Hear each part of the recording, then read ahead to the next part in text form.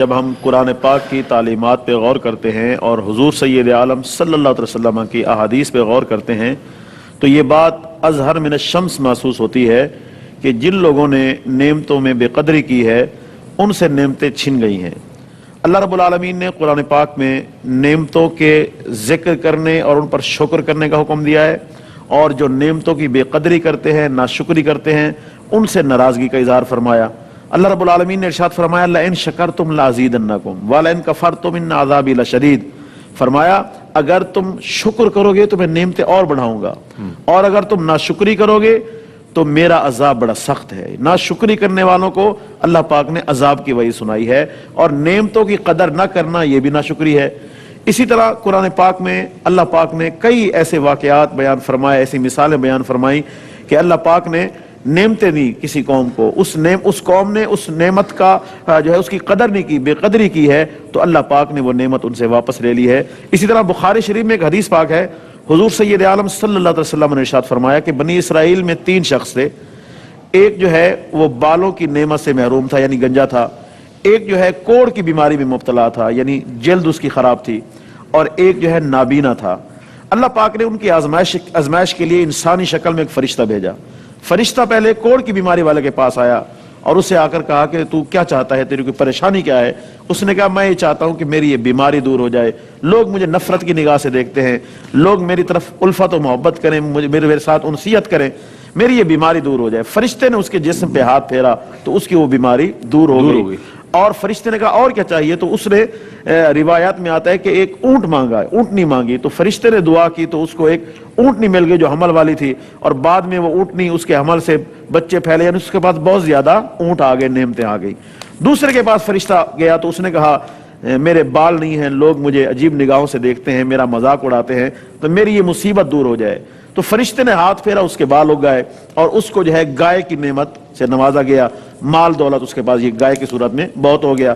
تیسرا جو شخص تھا وہ نابینا تھا۔ فرشتہ جب اس کے پاس گیا تو اس نے بھی یہی کہا کہ میں نابینا ہوں، بینائی سے محروم ہوں، تو مجھے بنائی مل جائے، تو اس کو بینائی مل گئی، اور پھر اس کو بکریوں کی صورت میں مال و دولت بھی مل گیا۔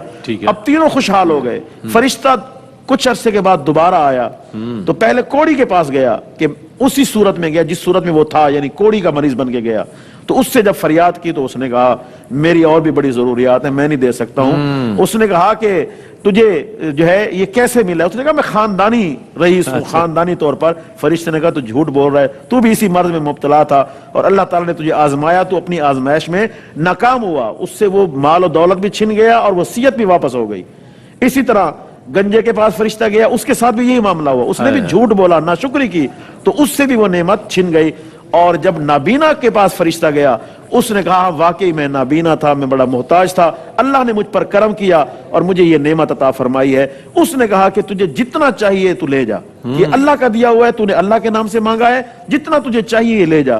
فرشتے نے کہا میں لینے والا نہیں ہوں، میں تو آزمائش کے لیے اترا تھا، تمہارے دوسرے 2 ساتھی وہ آزمائش میں ناکام ہوئے، اور تجھے مبارک ہو، تو آزمائش میں کامیاب ہوا۔ دیکھیں وہ جب ناشکری کی انہوں نے، آزمائش میں ناکام ہوئے تو ان سے وہ نعمت چھین لی گئی، اور جو کامیاب ہوا، جس نے اللہ کی نعمت پر شکر ادا کیا، تو وہ کامیاب ہو گیا۔ تو اس لیے میں ناظرین سے یہ عرض کرنا چاہوں گا، اللہ پاک نے جتنی نعمتیں دی ہیں ہمیں ہر نعمت کا قدر کرنا چاہیے، اس کا شکر ادا کرنا چاہیے۔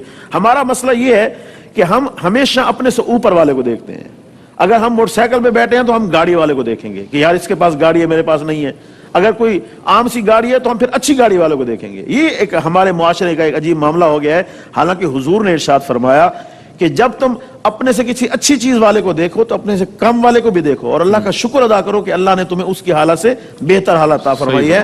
شیخ سعدی رحمۃ اللہ علیہ فرماتے ہیں کہ ایک دفعہ ایسا ہوا کہ میرے پاؤں میں جوتے نہیں تھے، ننگے پاؤں میں بازار میں چل رہا تھا، مجھے کنکر چبھ رہے تھے، مجھے تکلیف ہو رہی تھی، تو میں نے شکایت کی کہ مولا میرے پاس جوتے نہیں ہیں، میں تکلیف سے ہوں۔ فرماتے ہیں میں تھوڑا سا آگے گیا تو میں نے دیکھا کہ ایک شخص کے پاؤں ہی نہیں ہیں، تو میں فوراً سجدے میں گرا، اللہ کی بارگاہ میں نے معافی مانگی کہ مولا تو نے جوتے نہیں دیے تو کیا بات ہوئی، مجھے پاؤں تو عطا فرمائے ہیں، پاؤں تو مجھے دیے ہیں۔ تو اس لیے ہمیں جو بھی اللہ پاک نے نعمتیں دی ہیں، جس حال میں اس مالک نے رکھا ہے اس حال میں اس کا شکریہ ادا کرے، اور اس حال میں ہمیں راضی رہنا چاہیے، اور اللہ پاک کی جتنی نعمتیں ہیں ان کی قدر کرنی چاہیے۔ چاہے وہ نعمت مال و دولت کی صورت میں ہو، صحت کی صورت میں ہو، زندگی کی صورت میں ہو. یہ زندگی بھی اللہ تعالیٰ کی بڑی نعمت ہے. جس طرح حضرت فرما رہے تھے کہ ہم فضول اور بیہودہ کاموں میں یہ انمول چیز ضائع کر دیتے ہیں. صحیح بات. یہ انمول چیز، اس کی کوئی مول نہیں ہے، اس کو ہم ایسے ہی ضائع کر دیتے ہیں. تو ان نعمتوں کا جو ہے ہمیں قدر کرنی چاہیے، اور یہ نعمتیں اللہ پاک کے راستے میں خرچ کرنی چاہیے. اللہ نے صحت دی ہے، زندگی دی ہے، مال و دولت دیا ہے، اس کو ہمیں اللہ کے راستے میں زیادہ سے زیادہ خرچ کرنا چاہیے، تاکہ اللہ پاک ہمیں دنیا اور آخرت میں اس پہ اجر اور ثواب عطا فرمائے.